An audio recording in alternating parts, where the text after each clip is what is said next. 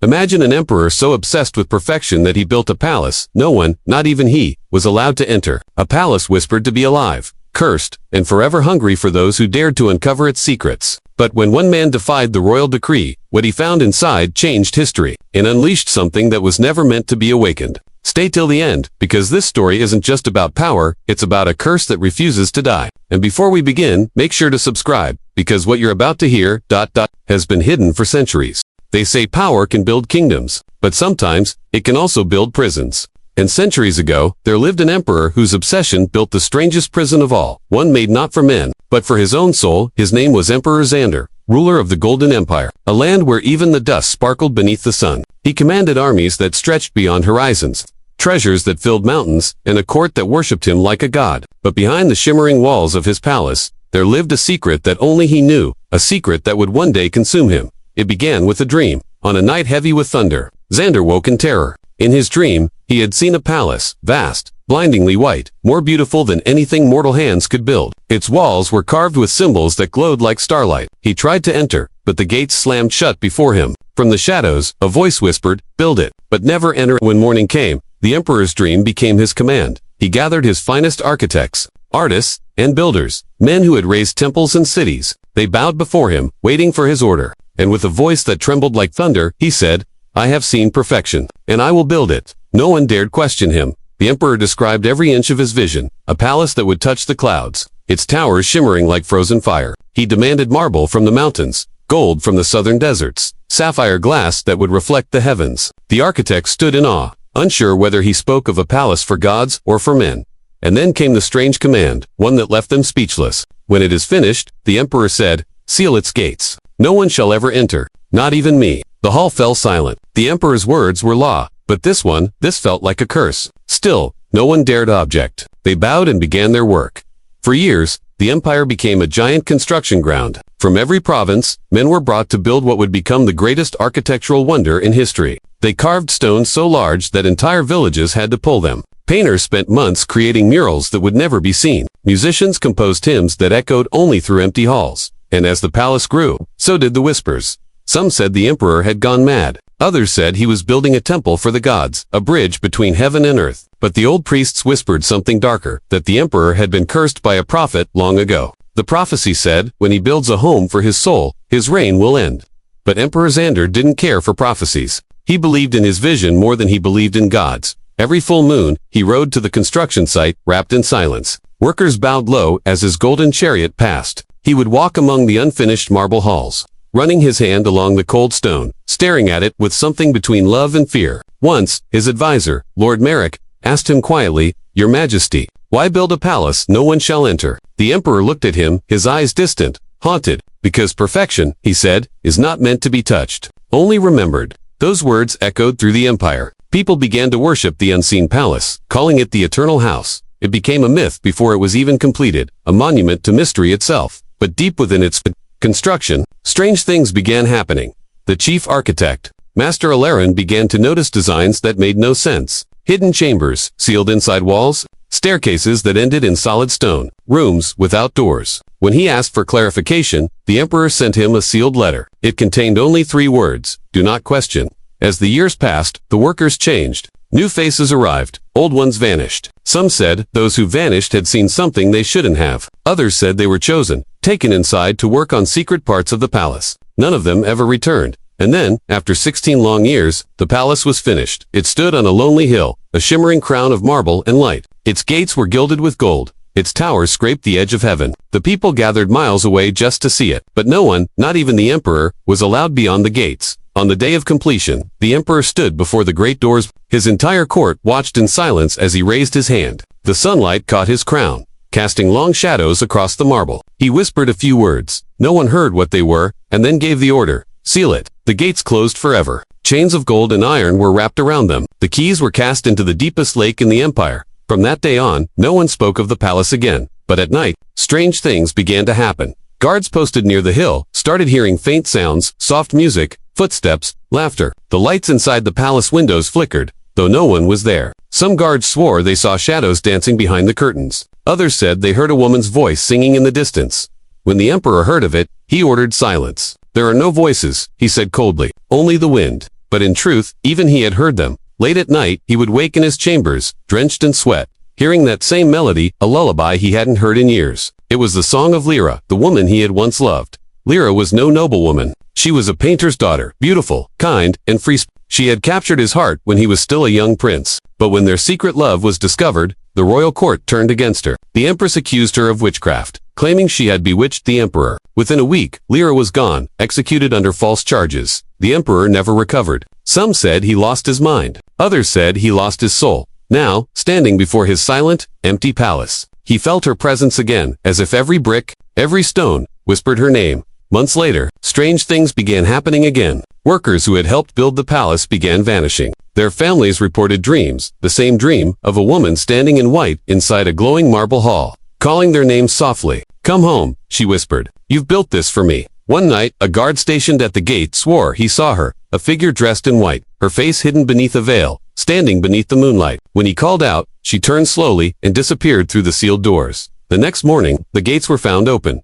The guards insisted they hadn't touched them, but there they were, wide open, silent, as if inviting someone in. A single trail of footprints, small, bare, and feminine, led from the entrance into the darkness within. The emperor was called immediately. He stood before those open gates, frozen in shock. The air was cold, unnaturally cold. The scent of jasmine, her scent lingered in the air. He dismissed everyone else and stood there alone. For a long time, he said nothing. Then, with a trembling hand, he reached toward the doorway. "Lyra," he whispered, and a voice, soft, familiar, chilling, whispered back, "You built this for me." His heart stopped. For a moment, he wanted to run. But another part of him, the part that had been empty for so long, pulled him closer. He stepped forward. The guards shouted behind him, begging him to stop, but he didn't. The moment his fingers touched the golden doors, a gust of freezing wind swept across the courtyard. The torches flickered out. The sky darkened as thunder rolled in the distance. The doors slammed shut. The sound echoed through the night, like the roar of a dying god. When the emperor opened his eyes, he was outside again, trembling, pale as death. The gates were sealed, just as before. From that night on, he was never the same. He stopped sleeping, stopped eating, stopped speaking to his court. His once golden hair began to fade to white. Servants whispered that his eyes had changed, that now, when he looked at someone, it was as though he were looking through them. And though the palace remained sealed, the whispers never stopped. Some nights, the guards would swear they heard two voices now, his and hers, echoing from within. One of the guards once said, "It's as if the emperor left a part of himself inside, and it never came back." After that night, Emperor Xander was never seen as the same man again. The court tried to return to normal. The daily processions, the councils, the grand banquets, but even the most loyal ministers could sense that something had changed in their ruler. He no longer wore his crown, no longer spoke of wars, or trade, or glory. His words became quiet, broken, like fragments of something once whole. Every night, he would walk to the balcony of his chambers and stare toward the hill where the sealed palace stood. Sometimes, the guards would see him whispering to himself, his lips barely moving. That was said that one night, the royal physician found him still standing there at dawn, eyes open but unblinking, his hand trembling as though holding something invisible. When asked what troubled him, Xander simply replied, "She's calling me again." The physician, frightened but loyal, said nothing. He bowed and left, but word spread. The court began to fear that their emperor was being haunted, not by enemies, but by the ghost of the woman he once loved. Days turned into months, and strange things began happening not only in the palace on the hill but in the royal city itself. Servants reported seeing shadows move across walls where no one stood. The royal chapel's candles would light themselves at night. Once, a maid cleaning the emperor's chambers found a white feather resting on his bed, pure, soft, and glowing faintly in the dark. The emperor said it was a gift from Lyra, but no one else believed him. One evening, during a violent storm, lightning struck the spire of the sealed palace. The people of the city gathered outside their homes, watching the flames dance upon its towers, yet the marble did not burn. Instead, the light spread across the sky, turning from fire into a strange silver glow. When the storm cleared, the palace stood untouched, but from that night onward, its reflection appeared in the river even when the moon was hidden. The priests declared it an omen. The emperor called it a sign of forgiveness. He began sending offerings to the sealed gates, flowers, gold, silks, and perfumes, gifts he believed would please Lyra's spirit. Each night, his servants left them there, and each morning, they vanished. No one ever saw who took them. Some said the wind carried them away. Others whispered that the palace itself ate them. But the emperor's obsession only grew deeper. He stopped attending council meetings altogether. His generals begged him to focus on the kingdom. Rebellions were rising at the borders. Merchants were fleeing the capital, but Xander dismissed them all. "What use is an empire?" he murmured. if the heart that rules it is already gone? His most trusted advisor, Lord Merrick, grew worried. One night, unable to bear watching his emperor destroy himself, Merrick went alone to the sealed palace. He stood before the golden gates, clutching a torch against the cold wind. The air was heavy, thick with silence. He called out softly, "Lyra, if your spirit is here, let him go. You've taken enough from him." There was no reply, only the faint sound of a woman's laughter carried by the wind. Merrick turned to leave, but then, he saw something. The golden chains that sealed the gate were trembling. Not violently, not loudly, just a faint rhythmic movement, like breathing. He stumbled back, dropping his torch, and in that brief moment of darkness, he swore he saw two shadows inside the gates, standing side by side. One tall, regal, the other small, graceful, with her hair flowing like smoke. The next morning, Lord Merrick was found dead. His face pale, eyes open, frozen in horror. The physician claimed it was a heart attack, but the guards who discovered him said there was something strange, faint white marks on his throat, as though someone's fingers had been there. The emperor said nothing. He only ordered that Merrick be buried facing the sealed palace, so he may watch her beauty for eternity. By now, fear had spread across the empire. The priests declared the hill cursed. Travelers began avoiding the area, and yet, every night, lights continued to flicker behind those forbidden walls. One evening, an old servant named Callan, who had served the emperor since his youth, entered his chambers trembling. "My lord," he whispered, "I saw her. She was standing by the gates. She called your name." The emperor rose slowly from his seat. His eyes, once fierce and golden, now looked sunken and hollow, like burnt embers. "You saw her?" he asked softly. "Yes, Majesty." She was smiling. The emperor said nothing. That night, he ordered a single horse and rode out to the hill alone. The moon was full, the air thick with mist. The palace gleamed faintly in the distance, as though it were alive. When he reached the gates, he dismounted, his footsteps echoing on the marble path. There she was, Lyra. She stood a few feet away, her white gown glowing faintly, her hair flowing as if moved by an invisible wind. Her face was soft, serene, just as he remembered. "Lyra," he whispered, his voice breaking. "You've come back to me." She tilted her head slightly, smiling. "I never left, my love." The emperor took a step closer, but she raised her hand. "Not yet," she whispered. "You built this place for us for what we were, but you sealed yourself away from it. From me. There's only one way to open the gates again." Xander's eyes glistened. "Tell me, I'll do anything." "Then give me what you took," she said. "Give me your breath, your heart, your soul, and come home." He hesitated. The wind howled, thunder rumbled in the distance. But her eyes, those eyes he had loved, drew him closer. "I've waited so long," she said softly. "Come back to me." He reached out his hand. Her fingers brushed his. For an instant, warmth, real warmth, filled his chest. But then it turned cold. A terrible, freezing cold that spread through his body like frost. He gasped, trying to pull away, but her grip tightened. Her face changed, the softness vanished, replaced by something hollow and dark. Her eyes turned black, her smile twisted. "Now," she whispered, "you can never leave again." A blinding flash of light erupted from the gates, followed by a gust of wind so fierce it tore through the trees. The ground trembled. When the guards arrived, the emperor's horse was found tied to a tree, but of the emperor there was no sign. The palace gates were sealed once more, untouched, but from that night on, two shadows could always be seen behind the windows, and when the wind blew just right, you could hear them whispering, laughing, sometimes even weeping. The empire fell into chaos. Without its ruler, the ministers fought among themselves, provinces broke away, cities burned. The once mighty golden empire became a shadow of its former self. People began saying it was cursed, that the emperor's sin had doomed them all. Years turned into decades. The palace remained untouched, surrounded by overgrown vines and silence. Travelers would pass by, pointing to it from a distance, whispering its name like a forbidden prayer. No one dared go near. Until one day, a young scholar named Elias arrived in the capital. He had heard stories of the cursed emperor since childhood, tales of love, obsession, and spirits bound by marble walls. Unlike others, he didn't believe in ghosts. He believed in truth. Determined to uncover the mystery, Elias sought permission from the regent to study the sealed palace. "If there's anything left of the emperor's work," he said, "it must be preserved for history." After much debate, permission was granted. And so, on a bright morning, Elias and his small team of historians, priests, and soldiers made their way up the hill. The air was heavy, the silence unnatural. Birds refused to sing. Even the wind seemed to hold its breath as they approached the gates. Elias felt a chill crawl up his spine. The golden doors stood just as they had for decades, sealed, shimmering faintly in the sunlight. But there was something strange. He ran his fingers along the chains and found that they were warm to the touch, as if alive. He turned to his team. "We open it," he said firmly. The soldiers hesitated. One of them muttered, "They say whoever opens these gates never returns." Elias forced a smile. "Then, history will remember me well." With a signal, the men began cutting the golden chains. The sound echoed through the air like the cry of some ancient creature. One by one, the locks fell away, and as the last chain snapped, a low hum filled the ground, deep and resonant, like the earth itself was sighing. Slowly, the great doors creaked open. Dust and light spilled out, blinding them. Ilya stepped forward, his heart pounding. Inside, everything was perfect. The walls gleamed like snow, untouched by time. The air was cool, carrying the faint scent of jasmine. The murals still shone, the gold still glittered. It was as though the palace had been frozen in the very moment it was sealed. And then he saw it. In the great central hall, two figures stood, not alive, but not entirely dead either. The emperor and Lyra.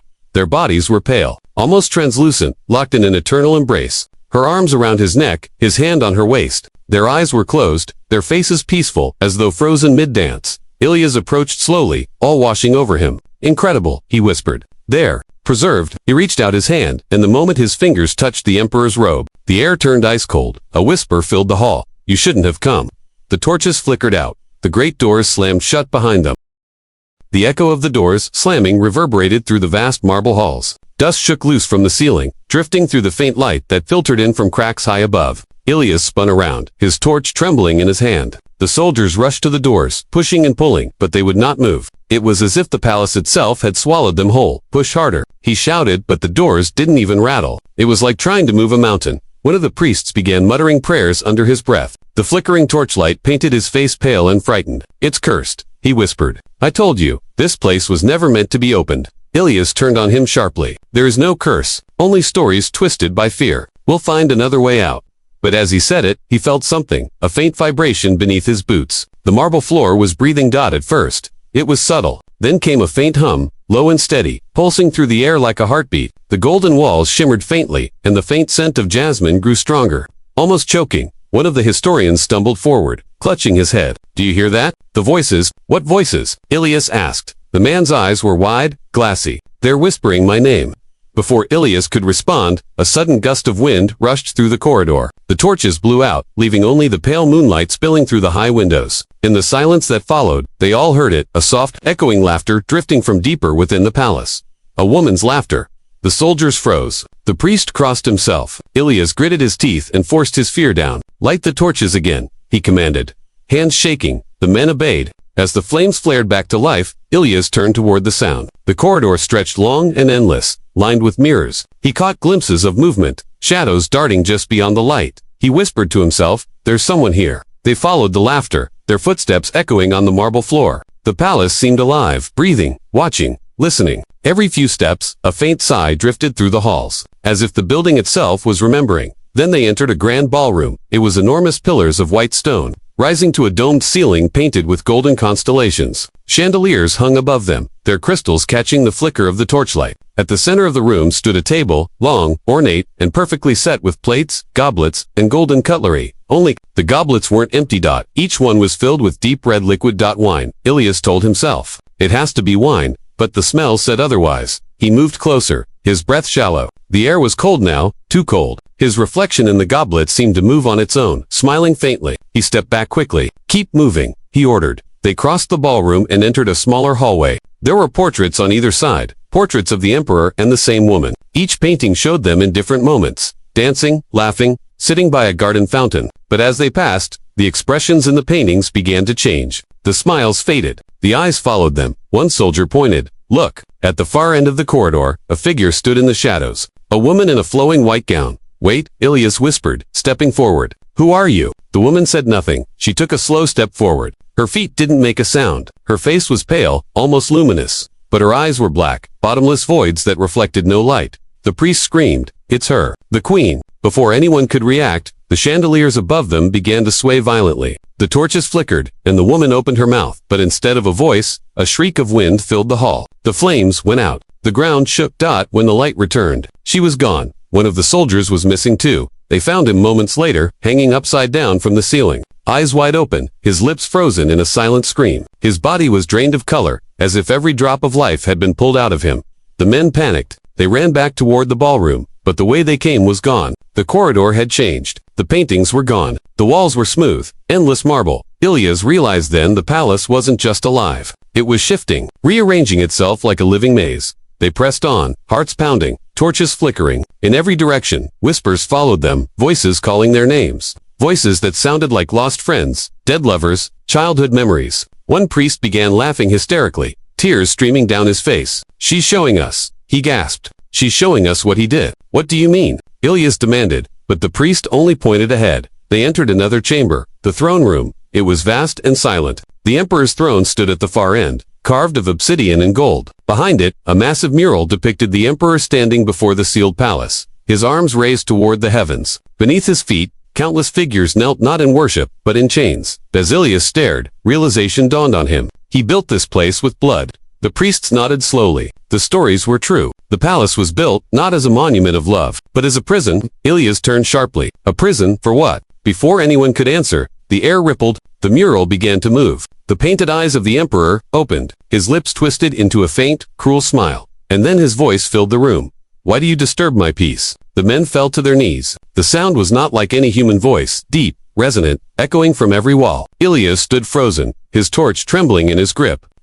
You're him." The eyes of the mural turned toward him. "I was. Once, and who are you, little mortal, to trespass upon my eternity?" "I'm a scholar," Ilias said, his voice breaking. "I came to learn the truth. To understand what happened here." The emperor's smile widened. The truth is not written in books. Boy, it's written in pain." The ground trembled. Cracks snaked across the marble floor, glowing faintly with golden light.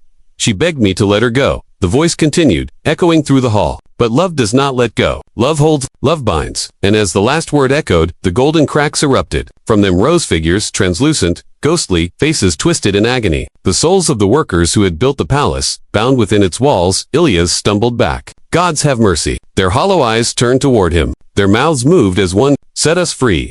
The priest fell to his knees, praying louder and louder until the sound was drowned out by a sudden scream. The mural burst into light, and from it stepped the emperor himself, not flesh and blood, but a shimmering golden phantom wearing his crown. His eyes burned with sorrow and madness. Behind him appeared Lyra, the woman in white. Her face was cold, unreadable. The emperor looked at her, his expression softening. "See, my love, they've come to witness us." Lyra's eyes narrowed. "You've trapped them, as you trapped me." He smiled faintly. "I made you eternal, you made me cursed."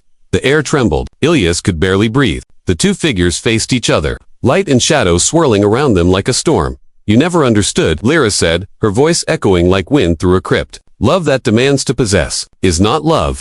The emperor reached for her. "Then, what is it, my heart? Tell me what love is, if not the pain of losing it." Her form flickered, her eyes turning soft for a moment. "It's the act of letting go." And then, with a sudden burst of light, she turned to Ilias. "Help me end this." Before he could answer, the emperor roared. "No, you will not take her from me again." Golden chains shot from the walls, wrapping around Ilias's arms and legs. He fell to his knees, struggling, the metal burning like fire. The soldiers tried to run, but the ghostly workers reached for them, dragging them into the glowing cracks one by one. Their screams echoed until nothing but silence remained. Only Ilias and the two spirits stood in the throne room now. Lyra reached out her hand toward him. "Break the seal," she whispered. "At the base of the throne, you must destroy it." Ilias looked down. At the foot of the throne, half buried beneath the marble, was a black crystal pulsing faintly with light, the heart of the curse. He dragged himself toward it, the chains slicing his skin, the emperor's fury filling the room. "You dare defy me," Xander thundered. Lyra stepped between them. "You bound me here, Xander, but you can't bind the truth." He struck out with a wave of his hand. A burst of energy slammed into her, sending her flying across the room. She crashed into the wall, dissolving into mist. Ilias screamed and slammed his torch down onto the crystal. The moment the fire touched it, the room exploded with light. The chains shattered, the murals cracked, and a deafening scream filled the palace, not of one voice, but of thousands. The spirits rose from the cracks, swirling upward like a golden storm, their faces turning peaceful as they vanished into the light. The emperor stumbled, his form flickering. He looked toward the fading mist of Lyra. "I did it for you," he whispered. Her voice drifted back, soft and distant. "Then join me in peace." The emperor's form disintegrated. The walls trembled. Dust and stone began to fall. Ilias ran, his lungs burning, the palace collapsing around him. He barely made it to the front gates before the ground split open beneath him. He stumbled through the golden doors, and as he did, the entire palace crumbled behind him, swallowed by light. Then silence. He opened his eyes to dawn. The hill was empty. The palace was gone. Only the faint scent of jasmine lingered in the air. The dawn sun rose slowly over the hills, casting a golden hue across the ruins that no longer existed. Ilias lay in the grass, covered in dust and blood, his body trembling. For a moment, he thought he was dead. The air was still, no palace, no ghosts, no echo of the emperor's voice, just silence. He sat up weakly, staring at the spot where the grand golden palace had once stood. It was gone. Not even a stone remained. Only a hollow crater stretched before him, filled with faint mist and the lingering scent of jasmine. His mind replayed everything, the laughter, the faces of the dead soldiers, Lyra's eyes, the emperor's voice. Had it all been real? He didn't know. All he knew was that the curse had been broken. Or, so he hoped. Hours later, when he stumbled back to the village at the base of the mountain, the people froze when they saw him. His clothes were torn, his eyes wild. The village elder came forward, clutching a wooden staff. "You went there," he said quietly. "To the Forbidden Hill." Ilyas nodded. The elder's face darkened. "And you came back." "I destroyed it," Ilyas whispered. "The palace is gone."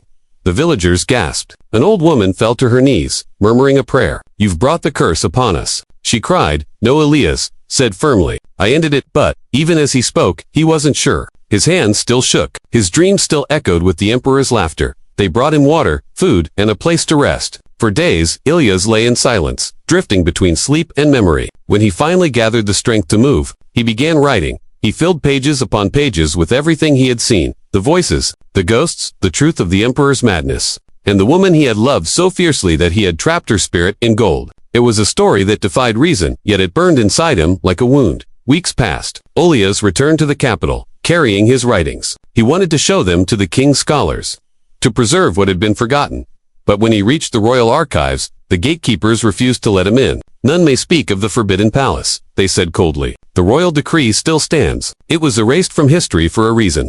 "But it's gone," Ilyas argued. "Destroyed. The world should know why." The guards exchanged glances. One leaned closer, his voice low. "Leave it buried, boy. Some truths are not meant for the living." Ilyas left in silence. But that night, he couldn't rest. Every time he closed his eyes, he saw Lyra standing in the golden light, whispering, "Help me end this." So he kept writing, even when no one believed him, even when rumors spread that he had gone mad, like so many before him. One evening, as he sat by the window of his small home, ink staining his fingers, he heard a soft knock at the door. He frowned. It was long past midnight. The streets were silent. He opened the door, and froze. A woman stood there, cloaked in white. Her face was hidden by a veil. She said nothing, but the faint scent of jasmine filled the air. Ilyas's throat went dry. "Who are you?" She didn't answer. She stepped inside, her movements graceful, soundless. She stopped by his table, where his writings lay scattered, pages covered in sketches of the palace, of the emperor, of her. Her hand brushed across the paper. "You shouldn't have written this," she said softly. The voice, he knew that voice. "Lyra," he whispered. The woman lifted her veil. Her face was pale, beautiful, and sad. Her eyes shimmered faintly with golden light.